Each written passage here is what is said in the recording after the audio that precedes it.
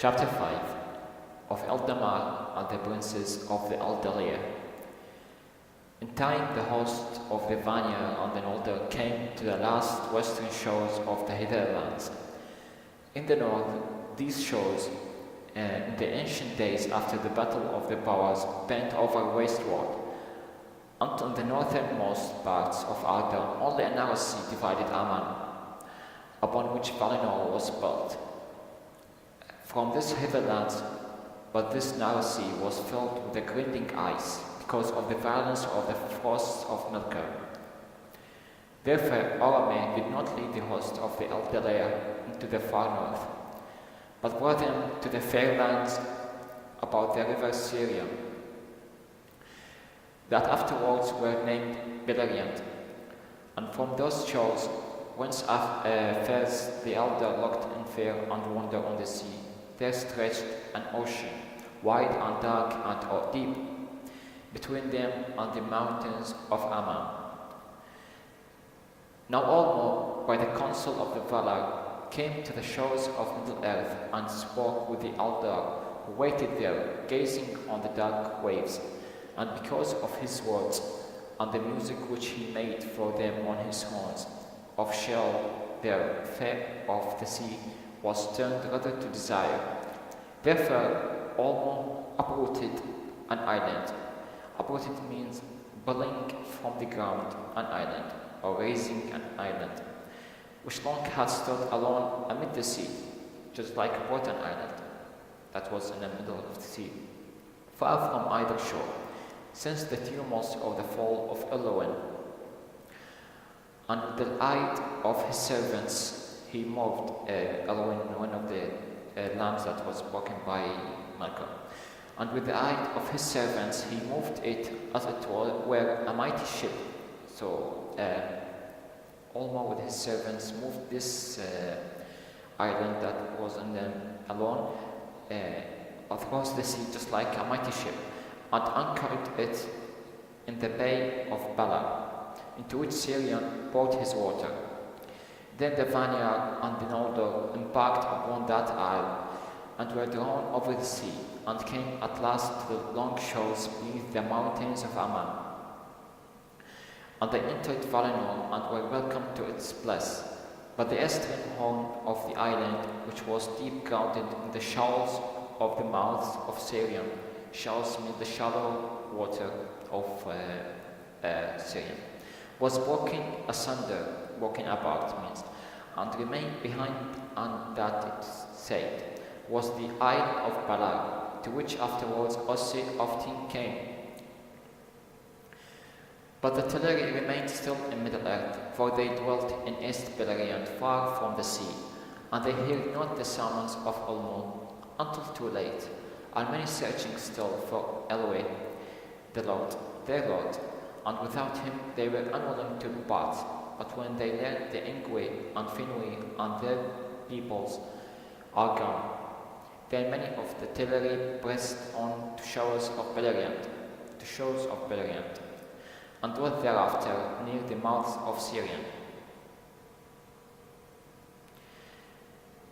In longing for their friends that had departed, longing like craving or desire of yearning to their friends that departed,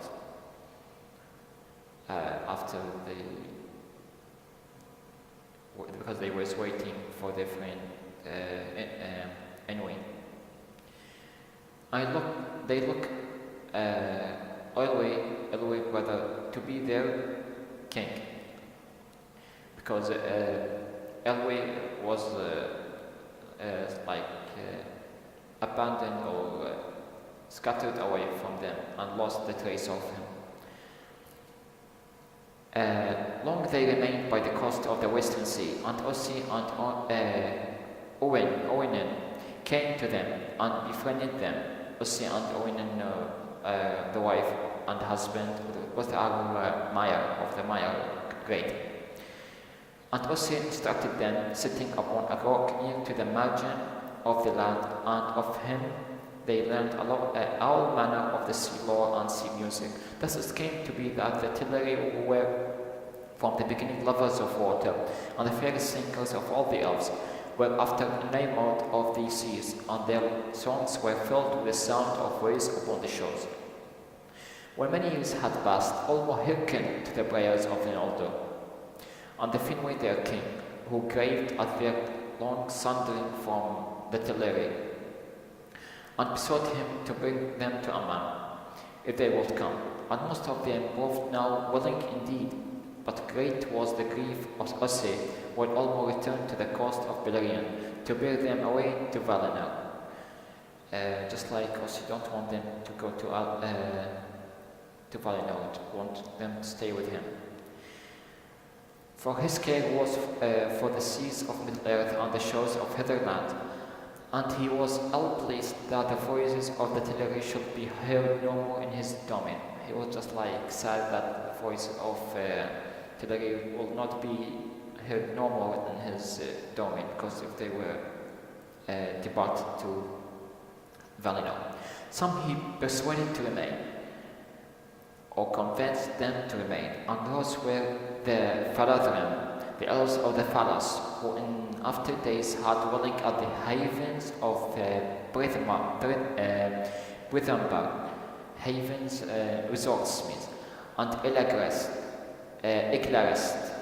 Brithambar and Iglarest, the first mariners in Middle-earth, mariners sailors of Middle-earth, and the first makers of ships. Sojourn, the shipwright, was their lord. Sojourn was the shipwright, which means the shipbuilder, assigned it as their lord.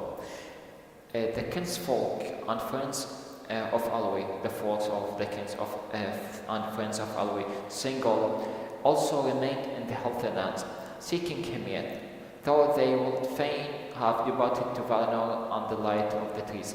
Would they have fain or desire to have departed to Valinor and the light of the trees? If Ulmo and Ulwe had been willing to tarry longer, if they decide to stay longer, but Ulwe will be gone. And at last the main host of the Teleri embarked upon the isle. And Ulmo drew them far away. Then the friends of Elwe were left behind. Friends of Elwe would stay with Elwe, while the Olwe had gone, so that some of them of the Teleri had gone with Elwe, and some our friends of Elwe stayed there in Hitherland, were left behind, and they called themselves Iglath, the forsaken people, or the abandoned people. They dwelt in the woods and hills of Beleriand, rather than by the sea, which filled them with sorrow.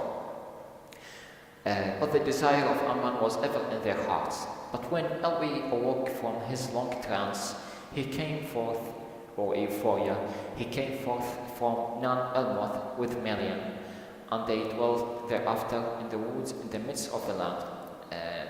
She said Elwi was called Tingle after he met Melian, stayed there for a long time.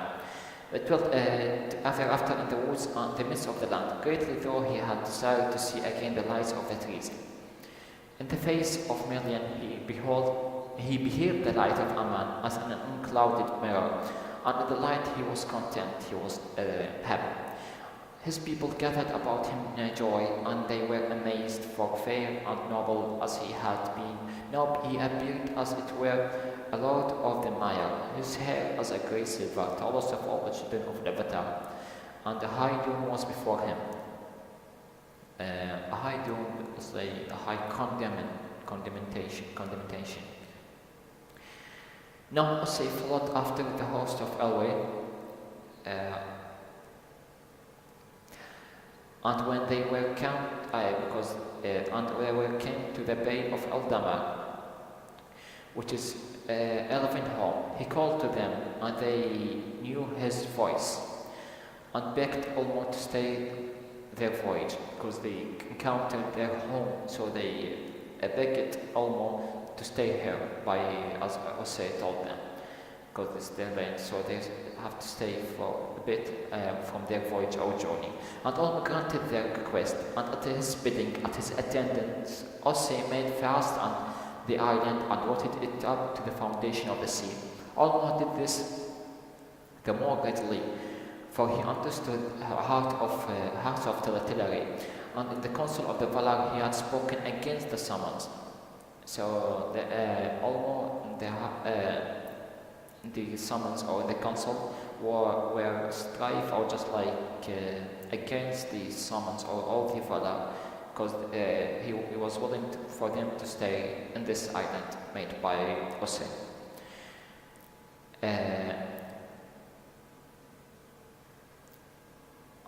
Thinking that it were better for the Quenya to remain in the Middle Earth, the Valar were little blessed to learn what he had done, and Finwë grieved when the Teleri came not, and yet more when he learned that Elwë was forsaken, and he knew that he should not see him again, unless it were in the halls of Mandos, but the island was not moved again, and stood there alone in the bay of Eldamar, and it was called j.r.r, the lonely isle, that the Teleri abode as they wished under the stars of heaven, and yet within the right of Aman and the deathless shore, and by the long sojourn.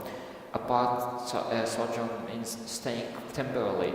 Apart in the lonely isle was caused the sundering of their speech from that of the Vanir and the Noldor, when they were in this lonely isle. And because Finwë grieved because the Teleri didn't come yet. To these the Valar had given a land and a dwelling place. Even among the radiant flowers of the tree-lit gardens of Valinor they launched still at times to see the stars, and therefore a gap was made in the great walls of the Beleriand, and there in the deep valley that ran down to the sea the Eldar raised a high green hill, Tuna it was called. From the west the light of the trees fell upon it.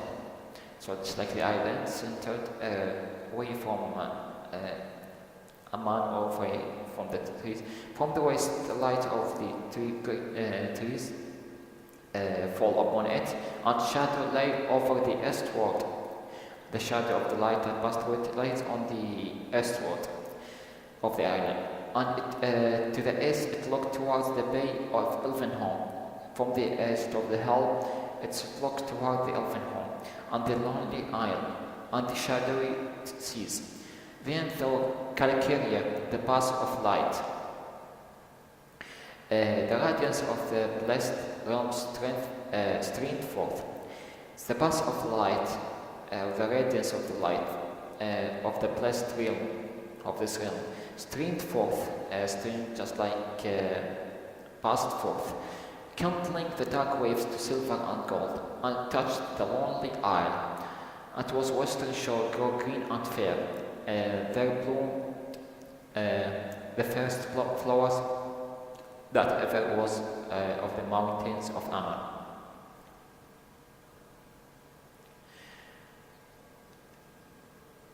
Upon the crown of Tuna, the city of the elves was built. The white walls on terraces mean the stairs, or just like a little paved thing, of Tyrion. And the highest of the towers of that city was the Tower of Ingwe. But Mendon Eldalië, whose silver lamp shone far out of into the mist of the sea. Few are the ships of mortal men that have seen its slender beam. In Tyrion upon Tuna, the Vanir and the Noldor dwelt long in fellowship. And since of all things in Valinor they loved most the white tree, Yavanna made for them a tree like to a lesser image of Telebrium. It's like the white tree that was in Aman or Valinor, but it was a lesser image. Yavanna made for them, save that it did not give the light of its own being, except, as we say, save means except that it did not give the light of its own being, so the light not derived from its own, but scattered or reflected it from the tree of Telebrium tree. Galadriel, it was named in the Sindarin tongue. This tree was planted in the courts beneath the Mendon, and there flourished, and its seedlings were many in Eldamar. Of these, one was afterwards planted in Terraces, and was prospered there, and was named Celeborn. Thence came in all fullness of time, as it was were told, Nimloth, the white rear of Númenor. Manwë and Vader loved most the vineyard, the fair elves, but the Noldor were beloved by Aureli, and his people came often among them, great became their knowledge and their skill. Yet even greater was their thirst, just like thirst to water, or just their needs, or just like they are hungry for more knowledge. And many things they seen surpassed their teachers. They were changeful in speech, for they had a great love of words, and sought ever to find names more fit for all things that they knew or imagined. And it came to pass that the masons of the house of Finwë, mason means builders, and it came to pass that the masons of the house of Finwë, the builders of the house of Finwë,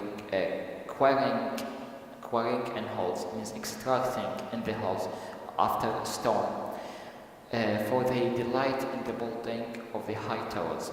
First discovered the earth gems and brought them forth in countless myriads. Myriads means countable or uncountable, extremely numbers. And they devised tools for the cutting and shaping of gems, and they carved them in many forms. They hoarded them not. They don't hoard them. Hoarded means saving them or storing them. They did not store them, but gave them freely, and by their labor enriched all Valinor. The Noldor afterwards came back to Middle-earth, and that's why Noldor was the greatest labor in Arda.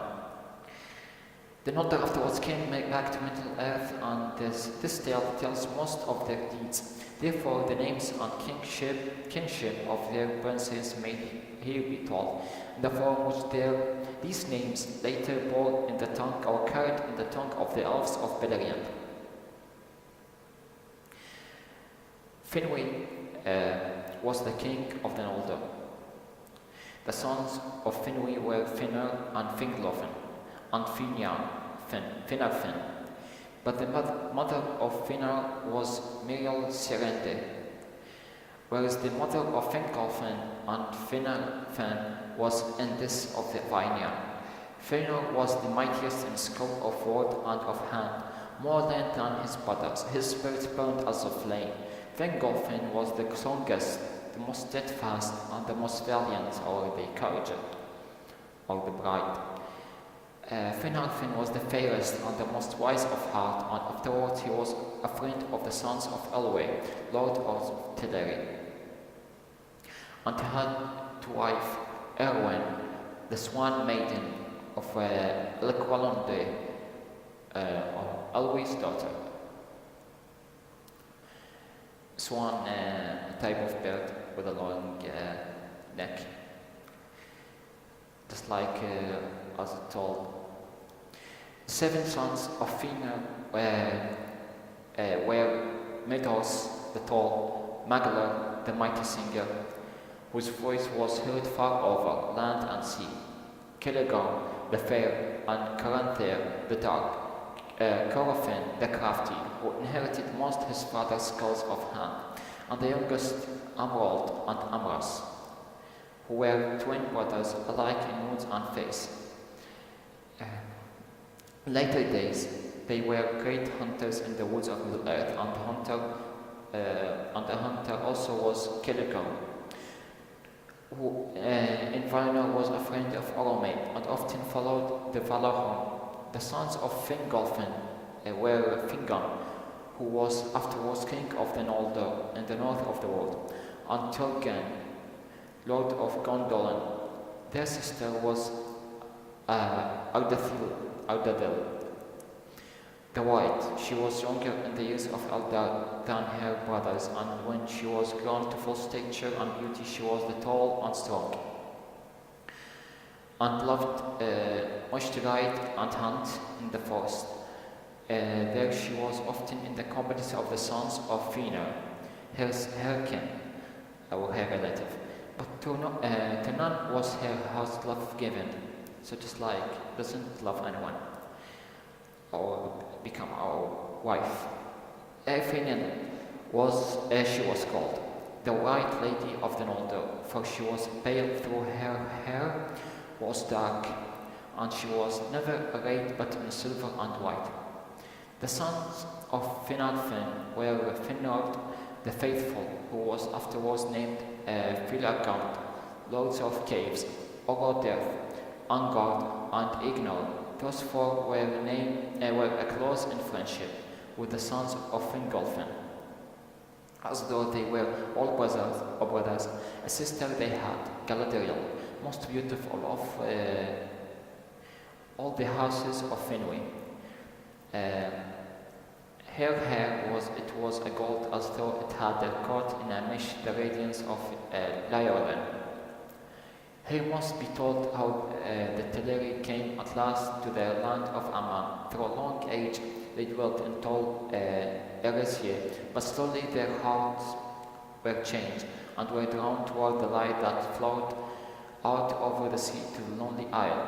They were torn between the love of the music of the waves upon their shores and the desire to see again the current earth and to took up the splendor of Valinor. But in the end, the desire of the light was the stronger. Therefore, Olmo, submitting to the will of the Valar, sent to them Ose, their friend, and he thought grieving, taught them the craft of shipbuilding. And when their ships were built, he brought them as his parting gift many strong winged swans. Then the swans drove the white ships of the Teleri over the windless sea, and thus at last and at latest they came to Aman on the shores of Eldamar. There they dwelt, and if they wished they could see the light of the trees and could tread the golden streets of Valmar. Tread means walking on the green golden streets of Valmar and the crystal stairs of Tyrion upon Tuna, the green hall. But most of all they sailed in their swift ships on the waters of the bay Elvenholm, or walked in the on the waves waters of the bay of Elvenholm, or walked in the waves upon the shore with their hair gleaming, or let's say shining or glittering in the light beyond the hull. Many jewels the Lord gave them, opals and diamonds and pale crystals, which they strewed upon the shores, and strewed means spread it on the shores and scattered in the balls. Marvelous were the beaches of Eldamar in those days, and many pearl they won for themselves from the sea, and their halls were of a pearl, and of a pearl were the mansions of Olwe at Al-Attar, the haven of the swans, lit with many lamps, for that was their city, and the haven of their ships, and those were made in the likeness of swans, with beaks of gold, just like the bird's projected jaws, of gold, and eyes of gold, and jet like a high stream of water from a cavity.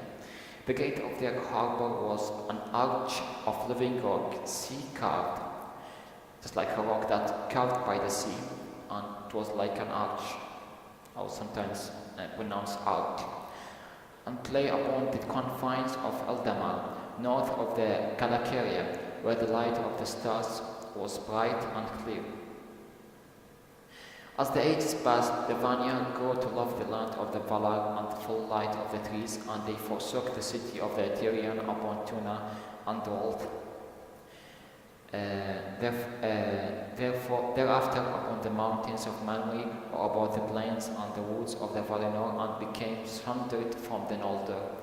But the memory of Middle-earth under the stars remained in the hearts of the Noldor, and they abode in the Calcaria, and in the hills and valleys within sounds of the western sea. And though many of them went often about the land of the Valar, making far journeys in the search of the secrets of the land and waters and all living things, yet the people of Tuna and Al-Attar dwelt together in those days. Finwë was king in the Tyrant and Olwë in Al-Attar.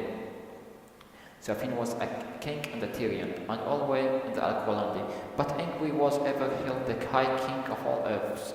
So Ingvi was the high king of all earths.